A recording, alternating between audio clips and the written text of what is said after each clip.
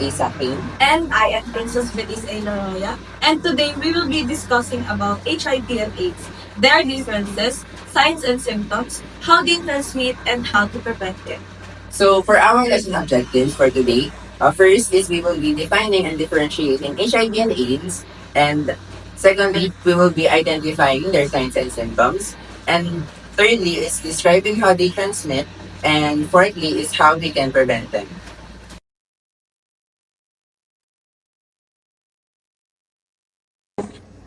HIV stands for Human Immunodeficiency Virus. It is a virus that attacks the immune system, specifically targeting CD4 cells, which are crucial for fighting off infections and diseases. Over time, HIV can weaken the immune system, making it difficult for the body to defend against infections and certain cancers. If left untreated, HIV can progress to AIDS, means acquired immunodeficiency syndrome. It is a chronic, potentially life-threatening condition caused by the human immunodeficiency virus.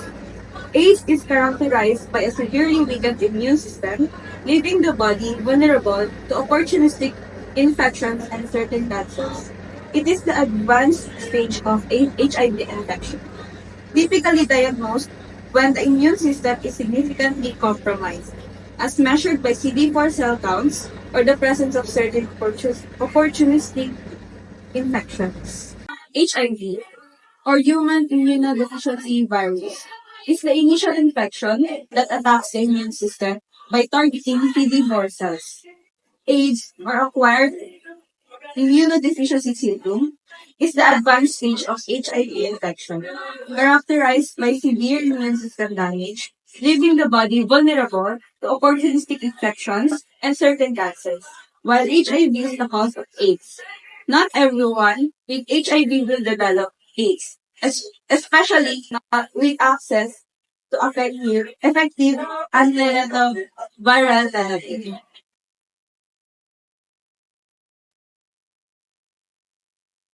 So HIV symptoms actually tend to appear 2 to 4 weeks after a person's exposure to it. But if the person was exposed unknowingly, they may live up to 10 to 15 years before ever developing the symptoms. So the common symptoms and signs for HIV are rashes, mouth ulcers, swollen lymph nodes, and muscle pain and fatigue. So consequently, it takes 10 to 15 years for or 10 to 15 years or more for HIV to progress into AIDS.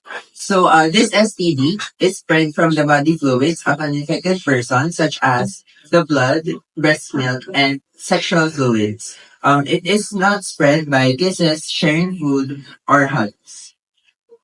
So there are many ways to prevent the spread of HIV, but commonly it is the use of condoms or protection during sexual intercourse. Here are some other ways to prevent the spread of HIV. So the first method is to get tested for HIV, of course, and then do not use unsterile needles. And another way is to take medications that can protect you from HIV, such as pre-exposure prophylaxis and post-exposure prophylaxis.